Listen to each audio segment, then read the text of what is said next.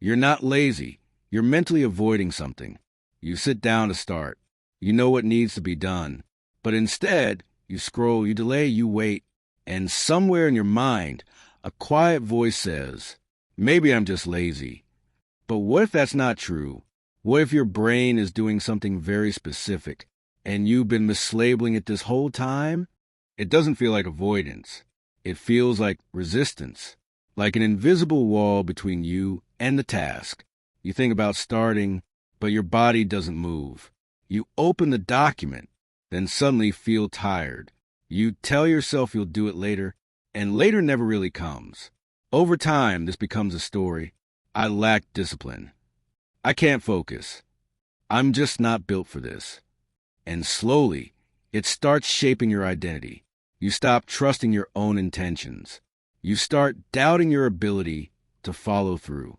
Even small tasks begin to feel heavy, not because they are difficult, but because something inside you resists them. This pattern shows up everywhere. In work you delay. In messages you don't reply to. In decisions you keep postponing. It even shows up in things you want to do. That's the confusing part.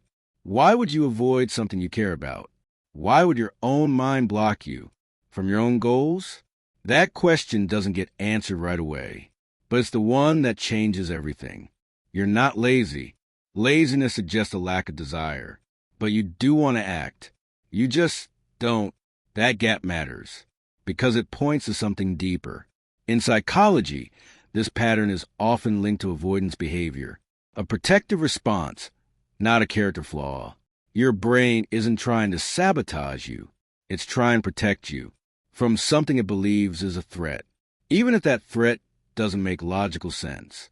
So the real question isn't, why am I lazy? It's, what am I trying not to feel? That's where things start to shift. Psychological mechanism. Your brain has one primary job. Keep you safe. Not successful. Not productive. Safe. And it does this by constantly scanning for threats. Not just physical ones, but emotional ones too. Things like failure, rejection, uncertainty, even pressure.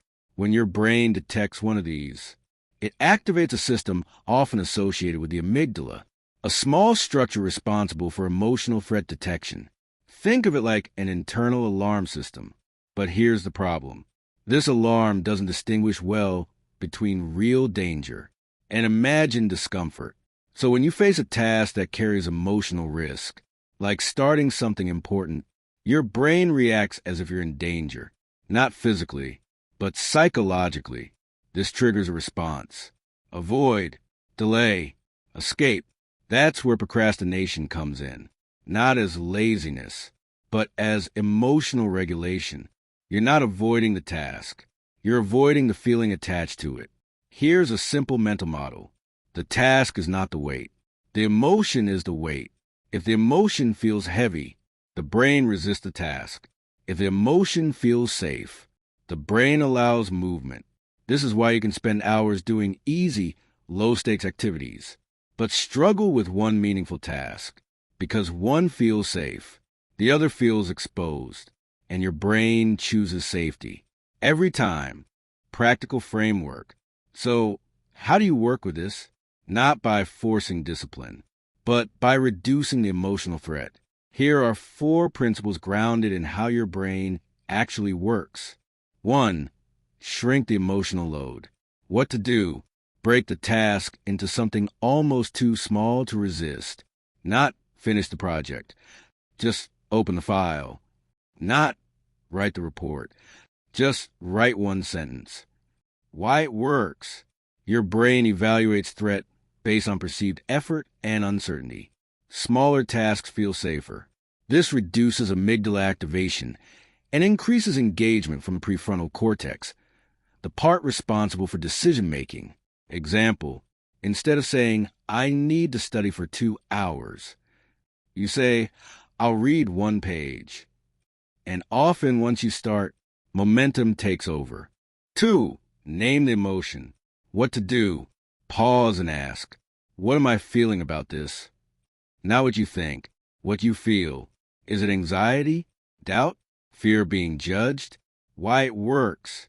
Labeling emotions reduces their intensity. This is known as affect labeling, a process shown in neuroscience to calm the amygdala. It turns vague discomfort into something defined, and what's defined becomes manageable. Example, instead of avoiding a task, you realize, I'm afraid this won't be good enough. That awareness alone reduces the need to escape. 3. Lower the stakes. What to do? Intentionally make the outcome less important. Tell yourself, this is just a draft. This doesn't have to be perfect. This is practice.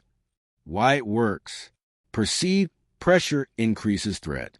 When the brain thinks something must go well, it activates avoidance to prevent failure. Lowering stakes reduces performance anxiety. Example, you delay sending an email for hours, but when you tell yourself, this is just a rough message, you send it in minutes. 4. Create safe repetition. What to do? Show up consistently, but in low-pressure ways, even if it's imperfect, even if it's small. Why it works? The brain learns through exposure. Repeated safe experiences reduce fear responses. This is similar to exposure therapy, where gradual exposure rewires threat perception. Example, if writing feels intimidating, you write badly on purpose for a few days. Over time, your brain stops seeing it as a threat. So what's really happening? You're not stuck. You're protecting yourself from emotions your brain hasn't learned to process yet. And every time you avoid, the brain reinforces the idea. This is dangerous.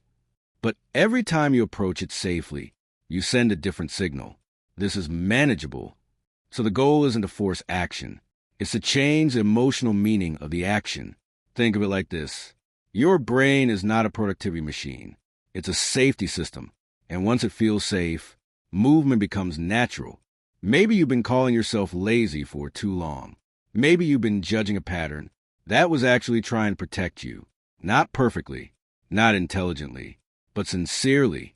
And now you see it, not as a flaw, but as a signal pointing to something underneath, something worth understanding. So the next time you hesitate, don't rush to force yourself.